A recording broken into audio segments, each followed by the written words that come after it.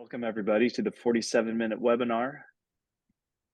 We're going to be going over the State of Capital Campaigns 2023 report. But here's a quick overview. We have an introduction for our special guest. He's going to unpack this report for us. And of course, we always have a Q&R, question and response time. So if you have some thoughts or questions coming up, make sure to take a note of those. And then also be paying attention. What's your top takeaway for today? We like this to be practical. How is this going to change your practice, your life, your behaviors? And then we have a few announcements coming up as well that we'll end with. Kent, would you like to introduce our speaker today? I would love to. It's a privilege to introduce Steven Shattuck. Steven, I was thinking this morning, I think it was 10 years ago in San Antonio when we met for the first time. And boy, there's been a lot packed into this last decade. But we both agreed that we weren't going to tell everything we know about the other. So, Steven, you can relax and everybody else can sit on the front of their seat. But when I first met Steven, he was playing a key role with Bloomerang. And most recently is affiliated with Capital Campaign Pro, and we're doing some work together on that platform. Steven, you may want to tell a little bit more about that. But here's what I'll say about Steven. Man, I wish I had more time, but here's how I think of Steven. He is a thought leader in our industry. He's an author. And anytime I get a chance to show up in the same room with Steven, I know I'm going to learn something, always something I want to learn, and sometimes some things that I don't. So anyhow, Steven, glad you could be here. Can't wait for everybody to hear about this groundbreaking research and what's on the horizon. So Steven, take it away. Well, cool. Well, thank you so much, Kent and Aaron and everybody at your place for having me. This is a lot of fun. And thanks to all of you for taking an hour out of your morning. I'm sure you're super busy. I'll try to keep it fun and light for you this morning. I got a lot of good stuff. We only got 47 minutes. And I think 3 of them are gone. So we're going to dive right in. So let me go ahead and share my slides. And feel free to ask questions along the way. I've got the chat open. I can keep an eye on that, and I don't mind stopping if I see something really juicy there. So don't be shy. Say hi in the chat if you haven't already, because we love to hear from you. So yeah, we're gonna talk about capital campaigns. So like Kent said, I'm over at Capital Campaign Pro. If you haven't heard about us, we do capital campaign consulting. We have kind of a unique model, especially for people who might want to DIY their campaigns. So if you're looking for some help there, we've got a lot of interesting tools that you can take advantage of, as well as consulting. So check it out. We've got a lot of free information as well that you can download, and I'll be sharing some of that, principally this research. So you already heard about me, but I'd love to connect with you. Send me a LinkedIn invitation if you're not already connected, because it would be cool to keep talking after this. So capital campaigns. So we did some research last fall. We put out a survey over the summer and compiled the results over kind of the autumn months and released that report. You can download the report. I'll share the link with all of you later on today. We're not going to really get into everything in the report. It's pretty thick, but I pulled out kind of the most interesting things for this presentation. But definitely you'll want to download that report. It's totally free. And we're going to be doing this research every single year going forward. So if you download the report, you'll also get next year's survey, which is probably going to go out in just a couple months here. So you'll be able to add your voice to this research. So why do we do this? Well, the main reason is there really isn't a whole lot of formal kind of scientific research on capital campaigns. There are a lot of case studies, anecdotes, all that stuff is great. Keep doing that if you're doing that. But there wasn't sort of that missing third pillar of real kind of formal research into how people think about capital campaigns, why they do it, how successful they are, and how they go about executing those campaigns. So we kind of looked at that void in the landscape and said, you know what, we can fill that. We have got a lot of people that we can ask some questions to, and put out that benchmark study. So that's what we did. The other reasons we wanted to do this is capital campaigns can be a little scary, right? There's a lot of things in fundraising where there are misconceptions. There are sort of things that kind of hang around that maybe aren't, grounded in facts, let's say. And we wanted to say, okay, do the things that we think about capital campaigns actually ring true, right? Our sort of consulting philosophies, in addition to other people's consulting philosophies. What are people really kind of doing there? And then the last kind of final reason was, we did this last year. We're coming off the heels of a very tough period for the sector, for our country. Oh, thank you. My wife just brought me some tea. Thank you very much. And we want to know, how did the pandemic, how did the recent financial difficulties that we've been going through, inflation and things like that, did that have an impact on capital campaign fundraising? So all of that what kind of was brought to bear in the questions that we asked, in addition to just some kind of, I would say, timeless sort of foundational stuff that relate to capital campaigns. So that's kind of the why. One of the hows was we had some great support from some friends and partners from ours. Kent mentioned Bloomerang. I love Bloomerang. If you're not using Bloomerang, you need to do that. They were great partners in helping us get the word out on this research, as was Aspen Leadership Group and iWave. So just a quick shout out to those folks, because without them, this wouldn't have been possible for sure. So this is what we did. So over the summer, we put out a survey. We did it in SurveyMonkey. We just sent that out to anyone that we had their email address from, as well as those partners. And we asked people to kind of self-select into one of three groups: people that are pre-campaign, they're just thinking about doing a capital campaign, but they think they are going to do one; people that are currently in the midst of a capital campaign, they're right in the thick of it; and then people who have recently finished a capital campaign. So we said within the last 12 to 24 months that you complete a campaign. So all three of the surveys had unique questions for each of those cohorts. We had 275 verified responses. So I combed through all the responses. There were a lot more than 275. I got rid of, incomplete responses. I verified all identities. If I couldn't verify an identity, I didn't include it in the survey. So it's very clean data for sure. Just the US and Canada. I love all you international folks if you're listening, but I wanted to kind of keep it a little bit tighter to that geographic sphere. And then, yeah, like I said, we verified all of those people. So I want to share with you, like I said, some of the kind of the top level results that we saw. So here's a little sense of what we asked. And again, this is not all inclusive, but things that we were kind of really looking for are success rates. Number one, are campaigns typically successful? This is a big one, right? When we talk to people, I'm sure Ken has felt this as well. Perhaps there's some trepidation, right? Hey, this is a big endeavor. Do we want to do this? Is it going to crash and burn? Is it going to be embarrassing? What is the success rate is really the question we get. And now we have a number on that, which is great.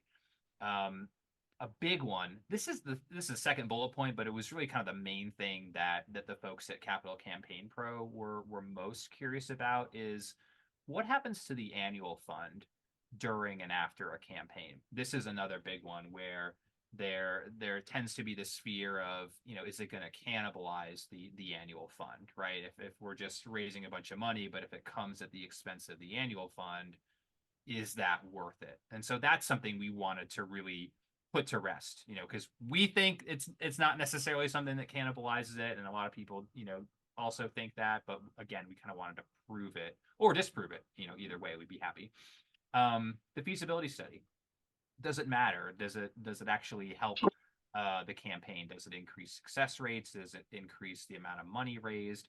What impact does that feasibility study have on the campaign? And then, like I said, the last 3 years, I don't think I have to tell you, how difficult they were.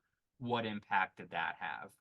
And then some fun stuff. What were some of the benefits of doing a campaign besides the amount of money we raised? What were some of the challenges you encountered? And then for you folks who are maybe smaller, and I'm defining small shops as under $1 million, which is a completely arbitrary dividing line. I kind of needed something. I love all you folks. I don't think you're small in what you do in any way, but we asked it this way because sometimes when small organizations approach us, they say, we're small, can we even do this? And I'll cheat a little and say, yes, you can. In fact, there are a lot of ways that small shops outperformed the rest of the field. How about that? That's not something you hear very often, right? So lots of fun things here. And like I said, this is not exhaustive. There are lots of ways we slice and dice the data, so you'll want to check out the full report. So just quickly, the kind of the makeup of the cohorts, the pre-campaign people, about a third of the people we asked, why are you doing this campaign? What's prompting it? What are you raising money for? Did you put off the campaign because of the last 3 years? The second cohort, people in it, what have been the biggest challenges and benefits so far? Did you do a feasibility study? What impact did that have? And then crucially, what impact has there been, if any, on the annual fund? And then for people that have finished a campaign, all of those questions, plus, hey, how did it go? What were the results? How successful was it? Did you beat your goal? How much money came from board members? Lots of fun things like that. So you can see how the surveys kind of built on themselves as you got further down into the campaign. But it was all kind of divided that way. So, Hey, Steven, quick question. Yeah, go for it, Kent. Man, you've got some amazing content on these summary pages.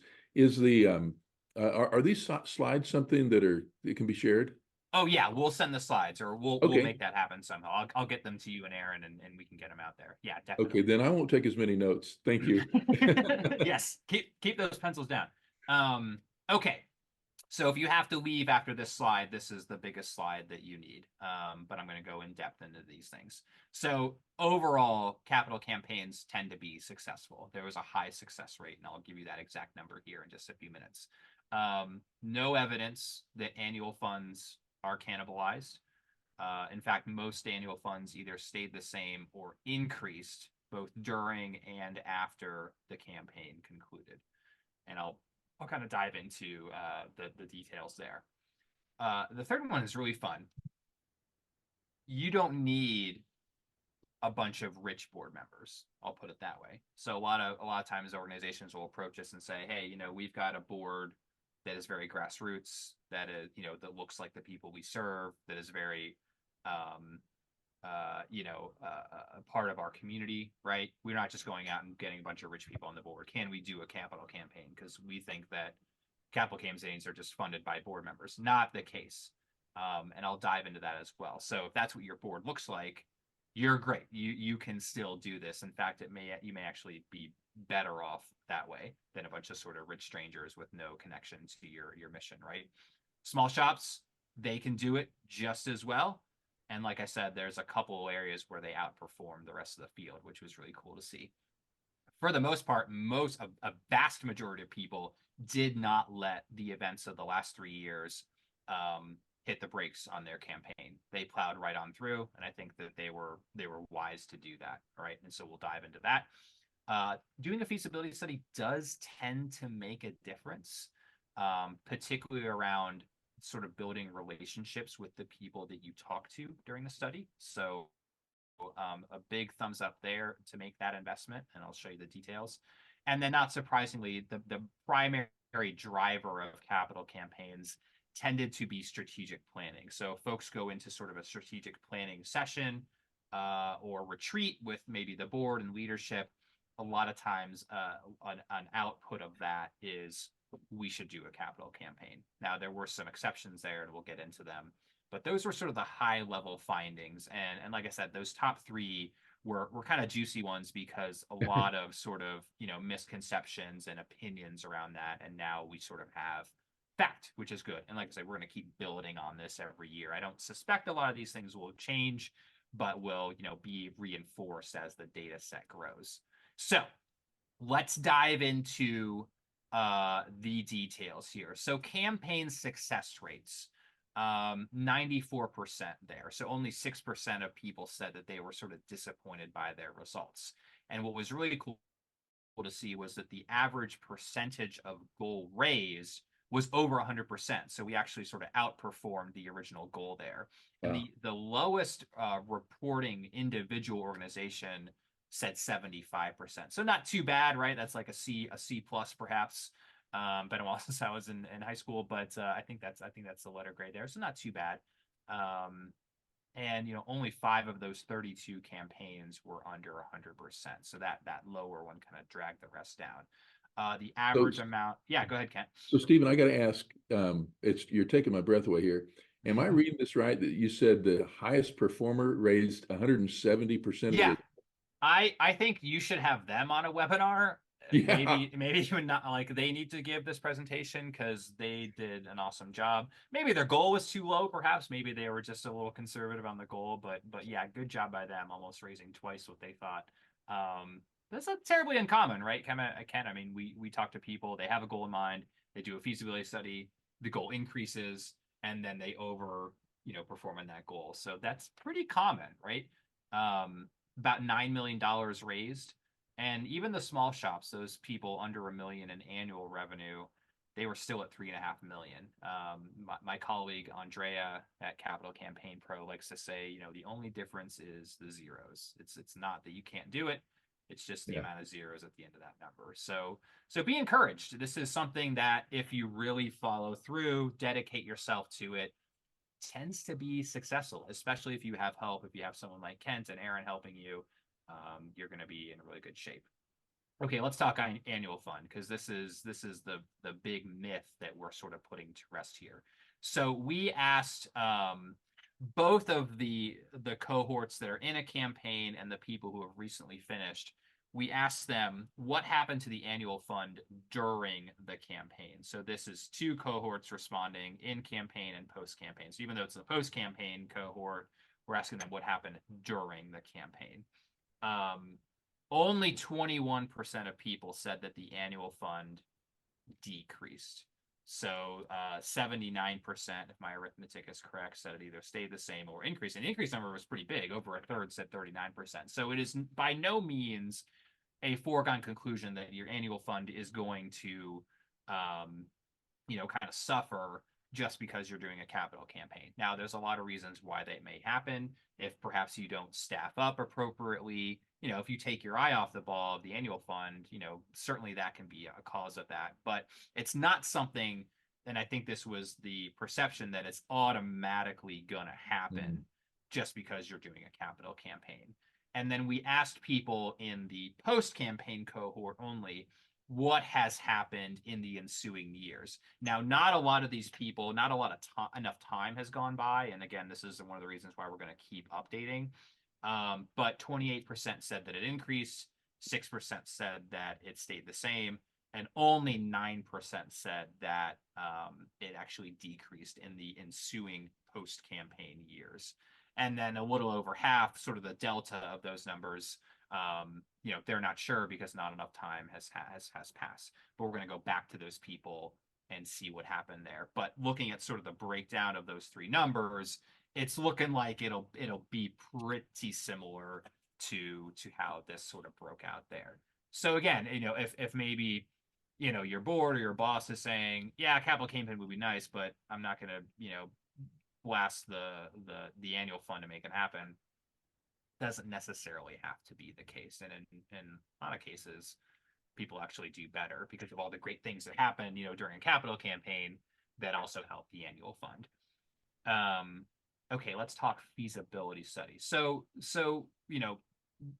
what is this? Just to kind of set the table, this is one area where it's like, why did we call it this? Because you're not testing the feasibility of the campaign necessarily, right? You're testing, is this the right number?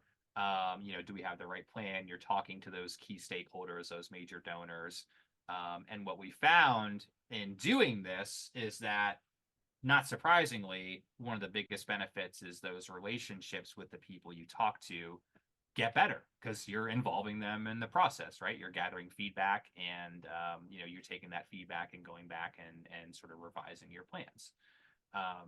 This is something that happens early on in the campaign, of course. It's sort of part of that pre-campaign planning phase. And this was an interesting one because of all the other questions that people answered, I always look back on the answer to this question: did you do a feasibility study, yes or no?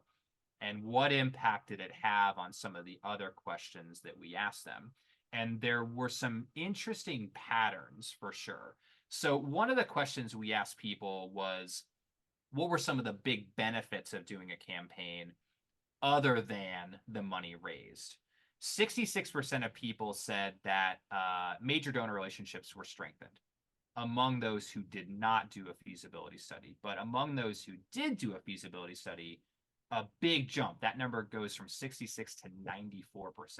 So it seems kind of obvious, but I think that jump bears some attention because, of course, those are the people you're going to talk to during the feasibility study, right? Yeah, those relationships are going to be strengthened. And that's going to have so many other benefits post campaign. You know, you get into plan giving, lots of good stuff there. And then, you know, despite the fact that the average goal raised was pretty high, it goes up even higher when you do a feasibility study. Wow. Even though the goal increases if you do a feasibility study. So over half of people said, you know what, after doing the feasibility study, we realized we can actually raise more than we thought. And they outperformed that higher goal. So when people ask me, should we do a feasibility study? Is it worth the money? Is it worth the time? You know, we kind of know what our donors think and we know what we're doing. There's so many other fun things that can happen besides just confirming, right? No, we can raise more. And maybe that 170% organization, I actually look back and see if they did a feasibility study. I can't remember, but perhaps they would have raised that goal. And that number would have come down, but, you know, raise more money, which is good. So it is worth it, in my opinion. Lots of fun things can happen when you go ahead and make that investment. Mentioned this before, but you know, strategic planning is the, you know, the biggest driver of campaigns. Almost 2/3 of people said that that's what happened. You know, there were some other you know, kind of catch-all categories that people said that sort of included multiple responses. A challenge gift was something that popped up there. You know, a new leadership initiative was also kind of a bigger piece of the pie. But for the most part, you do strategic planning or long range planning, this is probably something that is going to come out of it, which is good, right? What's the money being raised for? Most people said it was for some sort of, you know, physical property, either a new building, a new facility, some sort of new construction, or upgrades, or even renovations to that existing capital. What was interesting is endowment was mentioned quite often in the pre-planning cohort, but then if you looked at the answers for people actually in campaigns or finished with campaigns, the endowment number dropped. And we kind of say, you know, endowment is good, but if you can kind of wrap it in something a little more tangible, so we think maybe it perhaps got absorbed into other categories. You know, a lot of people start with endowment, but then they realize, oh, you know, it's actually a scholarship fund, or, you know, it can be part of something bigger. So that was sort of an interesting evolution of the answers that we saw as you look into the cohorts there. 3/4 of people did not pause because of the pandemic, which is great. I mean, Kent, I've been talking about this for almost 4 years. Like, keep your foot on the gas. There's always going to be something, and I don't mean to minimize the pandemic in any ways, but we're an election year. Next, who knows what will happen next year? You know, natural disasters, wars. I don't want any of that to happen, obviously, but if you have a case for support, if you have a need, you can do it. You know, don't decide for your donors. And an even bigger number for the economic downturn. And it's interesting, you know, last summer when we asked these questions, it was looking a lot worse, right? It seems like maybe we're in for a soft landing. But you know, last year was like no definite recession. So I would expect this number to be even higher, maybe even the 90s if we were to ask it this year. But you never know. I'm just getting my crystal ball out there. But the point is, keep your foot on the gas. Don't decide for donors. You know, it's kind of like that. Well, you know, times are tough. Maybe we should just, you know, wait. Keep going. You can do it. And people respond in times of great need. Sometimes people are even more philanthropic, which is great. Yeah. Okay. We asked people what were their biggest challenges in the campaign. we gave them kind of a laundry list of things and asked them to kind of stack rank them. These were the top three. So even though most people did not pause, they still cited those things as a top challenge. Not unsurprising. I mean, those things are definitely challenges. Just to me, they are not reasons to pause, right? So almost half of them said that was the biggest challenge. The board. The board came up a lot in how this data was kind of sliced and diced, getting those people engaged. And then a little over a third said identifying those top prospects was a big concern there. So that may kind of resonate with what you're feeling, and I would say that's normal if you are sort of resonating with those things. These are very common issues for even the most successful capital campaigns. Speaking of slicing and dicing, what was interesting is of the 40% who said that a challenge of theirs was getting the board excited, 75% of those people did not get 100% board giving. Wow. It's interesting. I know there's a lot of percentages there, but to think of it, a majority of those people who said that was a challenge didn't get 100% board giving. And we asked people, did you get yes, no, 100% board giving in the campaign? And that number was lower than I would like it to be, but it was even lower amongst people who struggled with board engagement. And that's, of course, obvious, right? One tends to follow the other. So we tell people, I know you guys do too, Kent, that the board engagement is so critical to a successful campaign. So you don't want to overlook that for sure. Biggest benefits, getting that $8.9 million or whatever is great. But what are some of the other things that happened? I've touched on this a lot, but almost 3/4 of people said that strengthening those major donor relationships was the biggest benefit or a big benefit. I remember that number was in the 90s if they did a feasibility study, and it was in the 60s if they did. So that's the average of those two numbers. A little over half said that, hey, we're better at asking for larger gifts. That's awesome. That, again, is going to benefit the organization for decades. The next campaign, the major gift pipeline in general, legacy giving, so many good benefits besides the actual capital that's raised. This is a fun one. Almost 40% said the staff in general is more effective. This can be a really big professional development thing for your people, and perhaps they will reward you with sticking around, right? And certainly if they do stick around, their sort of chops are going to be leveled up because of the campaign. So, you're talking 2-4 years sometimes, you're going to learn a lot, especially if it is your first campaign, not for the org, but for the person. Better fundraising systems. So, technology, project management, that stuff again gets leveled up. And then a little under a third said that the board got better at fundraising. So again, you might use this as sort of ammunition if you're encountering resistance. Should we do a capital campaign? Oh, I don't know. It seems like a big investment. So many other things that benefit the organization well after the campaign if you do it. Small shops. We love you guys. More likely that it was their first campaign, which makes sense, right? If you're raising under $1 million and you need a $3 to $5 million campaign, probably your first campaign, which is great. Told you the number there, about $3.5 million was the average amount raised in a capital campaign from these folks. They were less likely to work with a consultant, which kind of makes sense. It's a smaller budget perhaps. But these, if it's your first campaign, I see that as like, ooh, you might need that extra help, right? Also less likely that they had a budget for the campaign that you want to do, regardless of the organization size. That was sort of an interesting that came out of there. But, and I've talked alluding to this a couple times, they outperformed everyone else, all those big shops, at major donor relationship building and internal systems.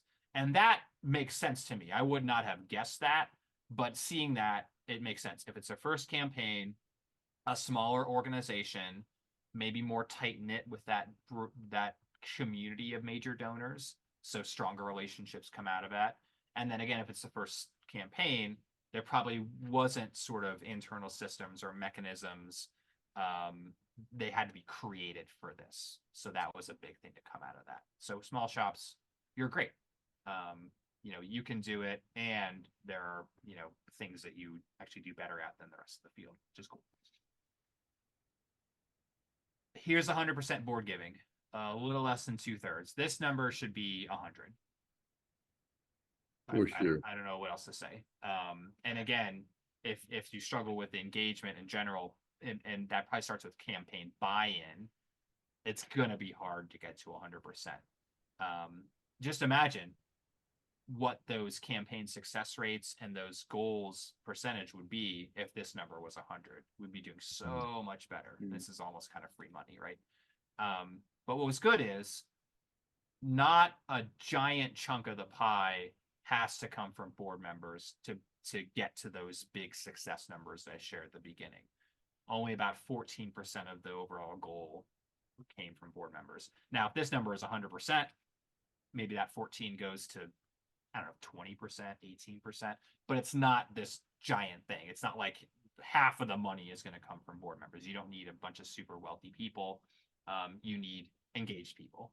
You need people that believe in the campaign, understand it, and want to help, right? They want to fundraise, they want to talk to people, whatever those things are. So if you're sitting here saying, geez, we just got a bunch of community members who absolutely love us on the board, you're in good shape.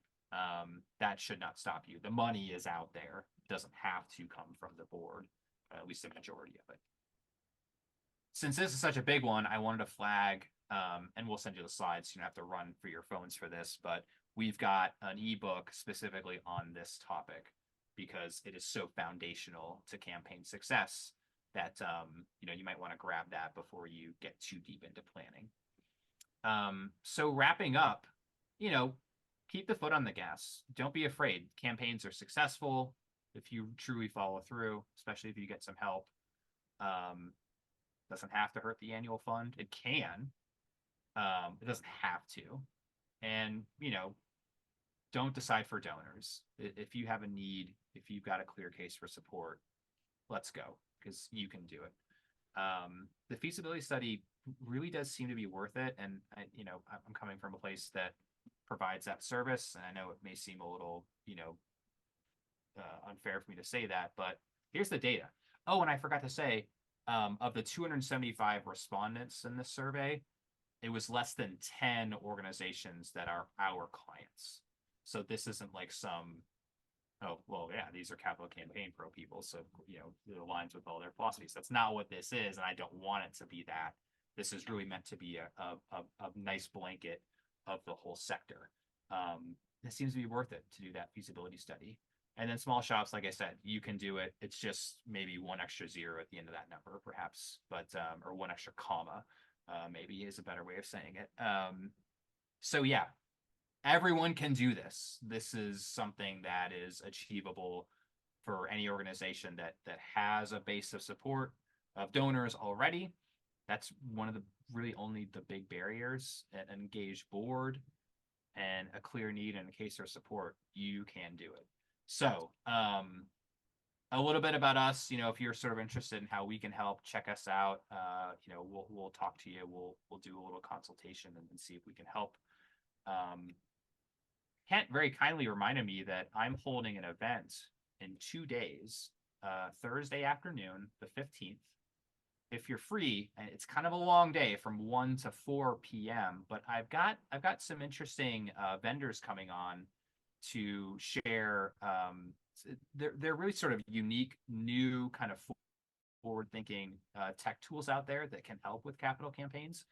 We don't really have a formal relationship with these people, but I know what they do, and I want them to come on and talk about that. And then I'm also holding a panel discussion with 3 other experts. 3 experts. I'm not an expert in what we're going to be talking about. That's why I'm having them on about how nonprofits can best make technology purchasing decisions at their organization. So check that out. That's totally free. You can register for that. And then we'll send you these slides. We'll send you a link to download all of the research. It's just capitalcampaignpro.com/research. I meant for that to say research, not start. But we will send it to you. You will get it. And there's lots of other really interesting things that we didn't talk about in this presentation. So, Kent, I think we have maybe 10 minutes for questions, maybe a little under, but you want Yeah, to do it? so we've got time for a few questions and some wrap up. Yeah. And one of the things in just a moment, we're going to have Stephen respond to some questions, starting with those that are already in the chat box. So if you have other questions, drop them in there. And later, we're going to ask everybody, what's your top takeaway? But before we do that, Stephen, you talked about how we can get the report, and I had an opportunity to get an advanced copy. It's all good stuff, even more than what you see here. But one of the questions I have, Stephen, let's say I'm in a group, I'm involved with AFP. There's chapters across country. How can we share these findings with others who didn't show up at the 47-minute webinar today? Yeah. Well, you can send that link to anyone you want. It's just capitalcampaignpro.com/research. Please share it, far and wide. There's it's totally public, and we would love for folks to do that, and you can even, if you get the PDF and you want to just email it to somebody, that's fine. You don't have to send them the link. It's no big deal. We just ask for an email address. A salesperson won't contact you if you download it. That's not why we're doing this and how we do things. I promise you won't get any kind of sales call. But yeah, just share that link and feel free to pass the PDF along if you get that as well. Yeah. So if I've got a group of leaders that I want them to actually hear from you, something like this, or possibly even Yeah, in person, is that possible? absolutely. Yeah, for sure. Yeah, you just let me know. Awesome, we'll do. And again, until you're better, thanks for doing this. But Aaron, what are some of the questions that people have? There was one question. There are a couple of questions around the board involvement, which is really interesting. Yeah, I think Kent and I both, it kind of hurt our heart when we didn't see that 100% of the organizations didn't have 100% of the board giving. yeah. That's the standard that we almost mandate for our clients. But Tony asked this question: the average percentage of campaign goal given by board members. What was the percentage of the higher campaigns that were done? In our campaign over 20 million, it would be unrealistic to expect my board to give a collective 2 million. However, he's saying that 10% came from the board or the board's network. Yeah, that's for sure. So that's a number where it's getting pulled up by a couple outliers there. I can look at the fine details. I've got a spreadsheet and I can manipulate it anyway. So I can grab that number for you if you want to email me. I'll put my email here in the chat. If you want that data manipulated in any way, and that's an example of it, just let me know and I'll get the number for you. But yeah, that exactly what you're saying is totally reasonable and understandable. Yeah, you're not going to get that much from the board. I mean, it's possible, but probably not realistic for most people. Yeah. And Well, Gary asked a good question. I'd be curious to hear this one, but was there a reason given for why those 30%, 37% of organizations didn't have their boards giving to the capital campaign? We didn't ask sort of reasons or qualifiers on the question, but comparing it to other answers, that engagement piece, I think is probably, I would guess, the factor there, right? They weren't engaged in the campaign in general. Maybe they didn't buy in. Maybe they even resisted it on some levels, or just plain were not involved. Nothing sort of malicious or adversarial. They just were not involved. That to me is one. And Aaron, you made me think of another thing, which is that 100% board giving number, that 62%, I think it was, that's in the campaign. So that's not, does the board give annually in non-campaign years? To me, and thinking back to my Bloomerang days, we always harped on that as well. And I'm sure they still do. At least I do, right? You want to have 100% board giving annually outside a campaign. If you have that, I'm guessing that 100% board giving in the campaign will be much easier, right? Because they're already sort of in they're used to giving on an annual basis. And then you can say like, hey, thanks so much for that annual gift. Could you do a little more for this campaign, right? Versus, hey, we're doing a campaign you've never given. Can you give this big amount perhaps? That's probably a little harder than a board member that's giving every single year. And to me, it doesn't matter what the amount is, right? Certainly more is better, but the fact that they are giving something just shows an extra layer of commitment, right, as a board member. So those two things, I think the engagement as sort of a long tail, and then, had they been giving annually previous to the campaign would be a factor, I would imagine, as well. Larry asked a great question. I'm sure a lot of people are wondering, what is a good rule of thumb for a campaign goal as compared to, the annual operating budget, or is there a direct relationship? Is there, Ken? Is that something that I think the answer is no, right? But what do you? Yeah, so that is so tough. And we see huge variation. I'll make a comment. I don't know how many organizations this would represent in the room, but in a church campaign, like a church building campaign or whatever, a lot of times we'll say that a well-run campaign can generate someplace between 5 and 10-fold with a 3-year pledge period of what people are giving annually. Now, so that's a different segment. I've got a campaign right now where they're operating about $1 million a year. Their goal is going to be someplace in the 70 to $100 million range. And so, that's huge, and circumstances matter so much. So I think it's interesting to look at those rules of thumb, but to realize that average is an insignificant point, halfway between two significant points.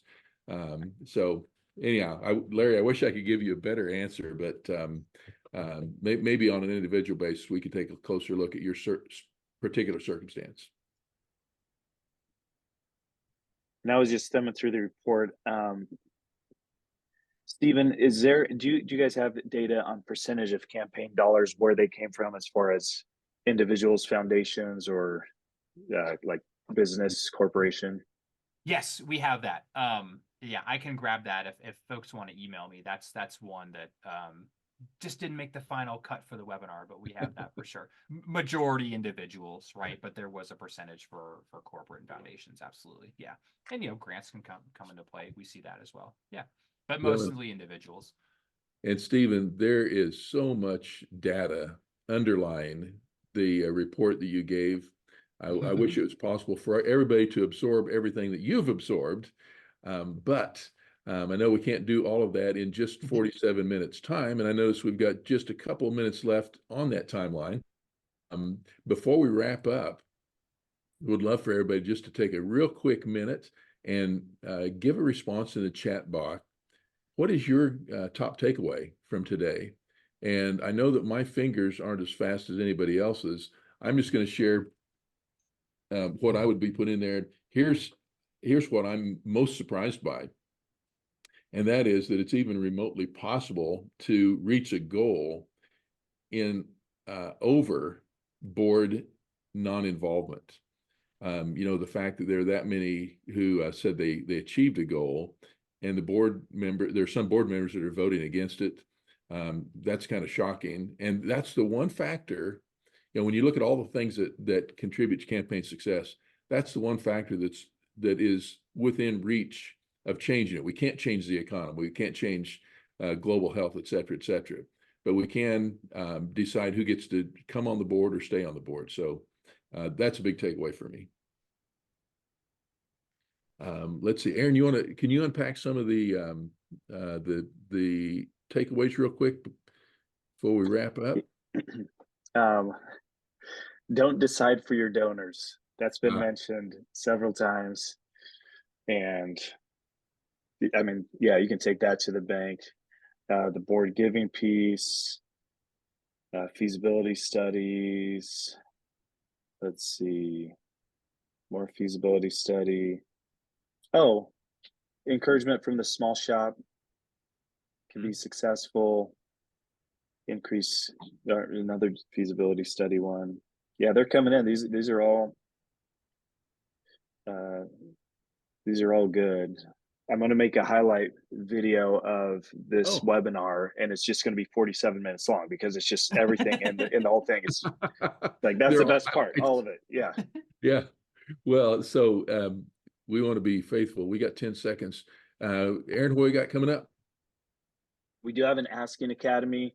The Express is our online version, condensed 2 half days on the Zoom platform. That's April 2nd and 3rd. And then the Asking Academy Classic is an in-person, more comprehensive 2 days on site. That's over the summer in June. But if you're interested in that, let's talk. If you want more information, it's Asking Academy is all about getting your team to engage in major gift solicitation.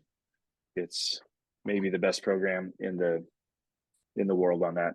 And then next month's webinar is faith-based fundraising. There's some really unique opportunities and obstacles that faith-based organizations face. So we're going to kind of hone in and do a narrow focus, have a fine niche there. So if you're a person of faith or your organization is faith-based, you'll want to tune in next month. That'll be our focus there. And I think that's it for what's coming up. So, Steven, thank you so much. yeah, we've gone way Anytime. past our limit at 48. Jeez. But Oh, Steven, my. thank you for just a boatload of really, really good stuff. And if you want more information, contact Steven, contact us. Would love to have you and your colleagues join us next month. And with that, thanks for being here, and everybody have a wonderful day and a happy Valentine's Day.